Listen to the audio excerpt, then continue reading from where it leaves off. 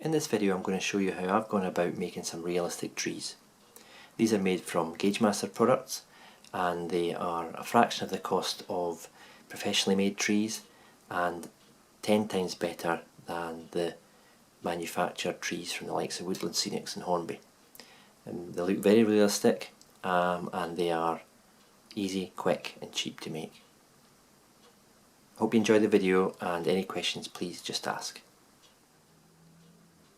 What I've used to make the realistic trees is this Gaugemaster GM195 Seafoam tree kit, and it comes packed full of seafoam in different sizes and different shades. This is what's left over, and I got about maybe 14-15 decent trees out of this. This is what's left over, and this will just be used to make bushes and stuff like that. You know, some of the stalks were too thin to make trees, they were too fragile, so and obviously these are the bits of trimmings that I've chopped off the other bits and pieces as well in order to make it look like a tree. Problem with some of this stuff is it comes quite bent. It's been sitting in the box and it's quite got a curve in it like a banana. It's not easy to straighten up. You know, you just got to kind of maybe trim around it and get the best look of a tree that you can. Once you've done that, you're going to end up with something like this.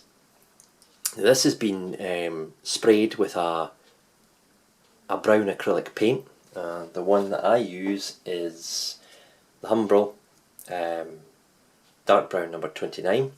Dries in minutes and it adheres to wood, plastics and metal. Remember, seafoam's a natural, product, so it is wood in inverted commas. So that's it, given a quick coat just to basically cover the main trunk and some of the wider branches and twigs, and obviously in the process some of the foliage, or the bits that will take the foliage, have been darkened as well. That's fine. In real life it's not white or light coloured, it's variations of browns. Okay, and if you're using silver birches, obviously that's a different story, but they are in general, you'll get away with that. So that was given a coat and left to dry for 10-15 minutes. Okay, out of the pack, as I said, I got 14-15 trees, and the biggest one is this one, which is a kind of towering oak that I'll have on the layout. And as we go further down, there's a variation of different shapes, sizes, heights, right down to the bottom here, where I've got quite young saplings. That again, once they've got some foliage on them and carefully handled, they'll plonk into the baseboard, and they'll look the part. They are quite sturdy, but just be careful when you're actually manipulating. Sometimes they do snap, so just don't try to straighten them. If they're curved, cut your way around it with a pair of scissors, and you'll end up with a reasonably good result. So there we have the ready tree. Now, if it's a dead tree they want to do, or a winter scene, you might stop at this. Maybe add some other browns and shades of browns, and maybe the odd bit of foliage leaf, like it's most of it's fallen off in the autumn, but some of it's still on. You could leave it like that if you wish. My layout being in August, September time, just before autumn, I obviously have to have some leaves and coverage on the branches. What have I used for that? What am I going to use for that?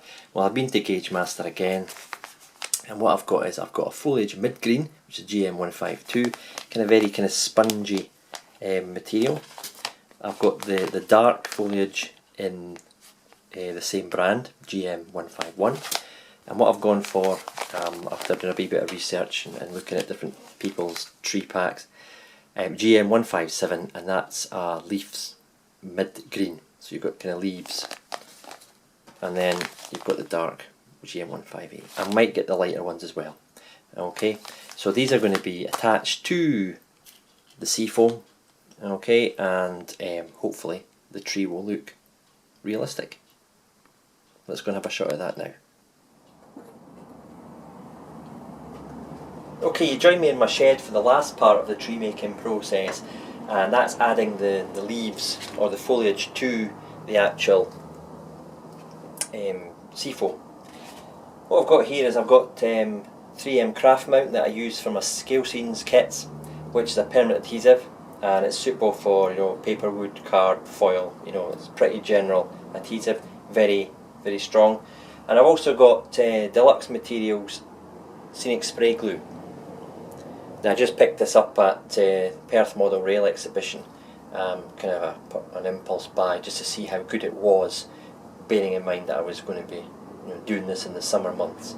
So what I'll do is I'll use this one for the demonstration, but this is just as easy to use, if not a bit quicker, but you've got to watch, it's quite sticky very quickly. So I'll get rid of that one just now. Okay, I've got an old kind of Tupperware tub. I've just put some of the dark leaves, the Gaugemaster dark leaves in it, and kind of try and get them into the middle of the tub.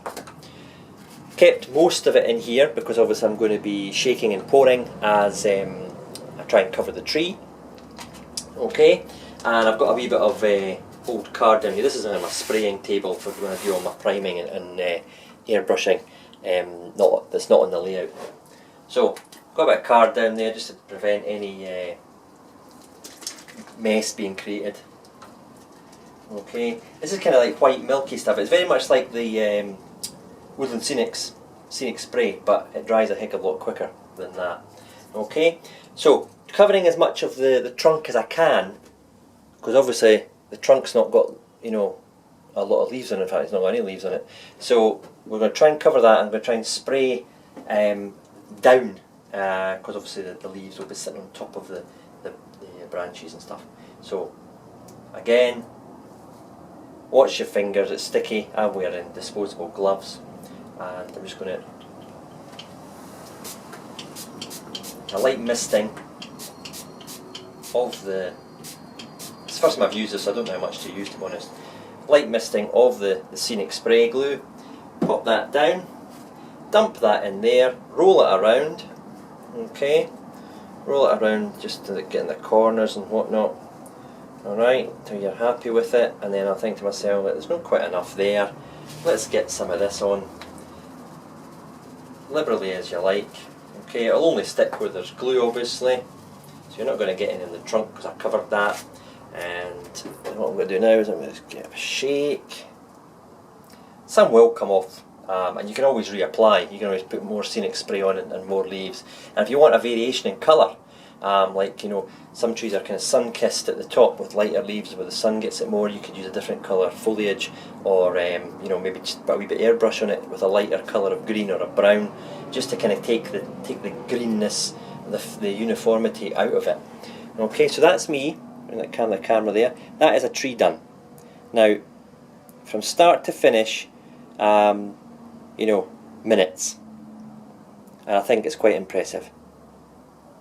Okay, you probably pay about £7-8 quid each for those from one of the major manufacturers, and while they might be, you know, twisted wire or plastic trunks and stuff, this is all natural. You know, the tree trunk, etc. And I think it gives more random, realistic shapes. And I left a wee kind of baldy bit at the top there, and you can probably just see some of the brown coming through. I just think that looks pretty impressive. And that's ready now just to let it dry and stick on the layout. Okay, that's the end of the video. I hope you've enjoyed this tutorial, and I hope you can have a go yourself. It's very easy. This is my first foray into scratch scenic making, if you like, and I've really enjoyed it. It's really enjoyable. A great way to spend a summer's night when there's nothing else to do and it's too hot up the loft to run some trains. So have a go yourself. If you have any questions or better ways to do things, I'm always open to new suggestions to improve. I look forward to hearing from you. Cheerio just now.